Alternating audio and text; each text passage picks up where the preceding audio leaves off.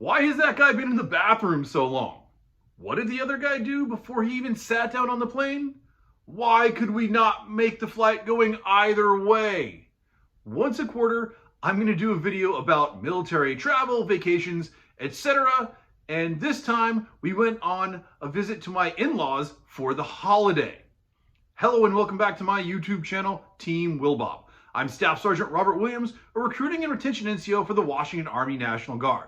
Do me a favor and hit that subscribe button and that bell icon so you can get my videos in the future. And if you like it, please hit that like button so the algorithm will show it to more people. I have to shave my beard tomorrow morning, so I'm rocking it as long as I possibly can. Travel Episode 2, our family vacation to Arizona. It was off to a tremendous start when we got into the HOV lane that was its own single lane bridge, thanks to the construction we are told is complete by the Tacoma Dome. And an accident lovingly allowed us to travel less than a mile in over half an hour while stuck on that bridge. After we got off the bridge, as many of you know, that freeway right there is not the best, so it didn't go much better. Unfortunately, we missed the check-in time for the flight by like 5 minutes. The ticketing agents, however, were very kind and were able to get us seats, actual seat assignments on a flight the next day. So we come back then for try number 2.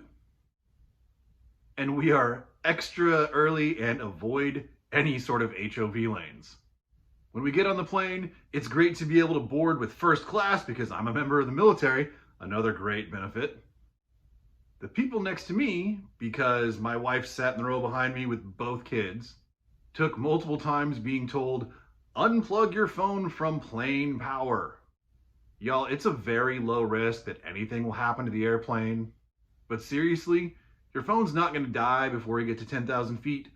And even if it is, no sympathy. Just be patient. Then they pull out healing crystals, which turn out just to be marbles, and they go on to talk about how they are cleaned, not cleansed, by the moonlight. This was not really my first indication that the flight would be interesting. Then my younger son falls asleep before takeoff, and my older son somehow is lulled to sleep by the gentle rocking of takeoff. Even I don't do that. It's a nice flight, and they actually had my pre-ordered food. And then we start to descend.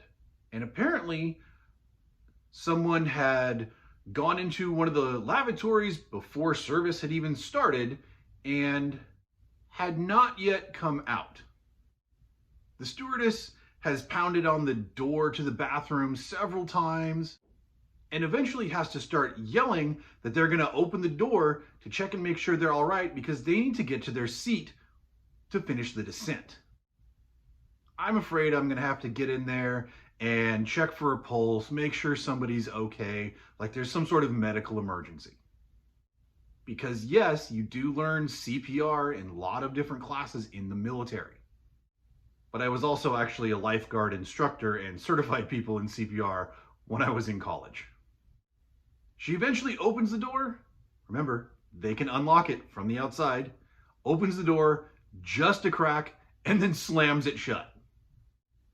Now, I go from being afraid that someone is dead to very curious just in time for me to hear her yell, "Honey, you have to put your clothes back on."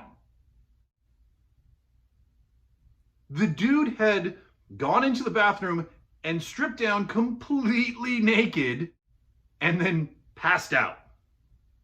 They had to call the male steward back to come deal with this guy, but eventually he gets his clothes back on. Not sure how you do either on or off in that tight little bathroom, but he gets out of there and walks down the aisleway like nothing happened. And we can hear the stewardess telling her friends in the back of the plane that she now has an awesome story to tell her firefighter husband for once.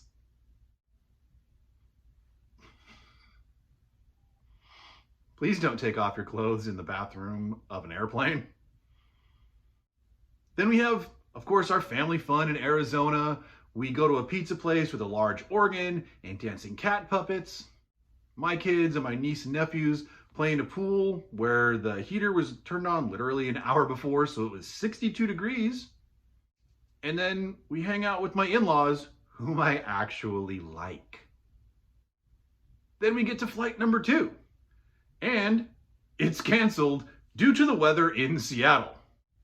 However, when I rebooked the next flight, nobody told me it was standby. I even got an email offering people a credit to be bumped to a later flight, only to later find out that there were a bunch of extra seats. Kind of sad I didn't get free tickets then for my next vacation, but I'm glad I got home eventually. So we check in, wait for our seat assignments at the gate, ready to volunteer to be bumped to maybe the next day for $1,000 or more in credits, which would have been cool, as long as it had actual seat assignments. So I eventually go get drinks for the 4 of us, and I get 1 bottle of Pepsi, 1 bottle of Gatorade, and 2 bottles of water, which comes to the low price of $15.92. That's more expensive than Disneyland. But I get my 10% military discount, so it's not entirely astronomical, I suppose. We get to our seats, and luckily both of my sons have window seats, which is really cool. There's nobody sitting next to my wife, and the entire row across from us is entirely empty. And the lady sitting next to me decides not to take this opportunity, even though I have a 7-year-old who just drank a lot of liquids and would likely drink more liquids on the plane. Okay. And then during boarding, of course, some dude pukes in the aisle and on a seat. So when he comes back to the lavatory and cleans himself up, the stewardess, of course, tells him he has to get off the plane because of this. So what did he do? He lied about his seat assignments. They had to go track him down to kick him off the plane. Middle of pre-flight, briefed by the stewardess, she stops and mumbles something to the pilot. Not really sure what it was, but it sounded like it was about Puker Guy, and never saw him anymore. And then somehow the safety slide from the back door, in the unlikely event of a water landing, is no longer a raft, but okay, cool. All in all, a very good vacation and a couple of very intriguing flights. A couple of notes for your fellow travelers. Please don't close all those windows. Some of us really hate that. Also, snow is cool until you have to land in it. Airplane food is much better than when I was a kid. It's quite good. The sunset is gorgeous when you're up in the air, and masks really suck when you have a beard. And I've come to the realization that while I do want to fly first class someday, the back seat of the plane is so much more entertaining. Thanks for watching TeamWillbob and hearing about my holiday adventures. Please do me a favor and hit that subscribe button if you've not already done so. If you have any questions, throw them in the comment sections, give me a call, send me a text, a Facebook, WhatsApp, or Instagram message. See you next time.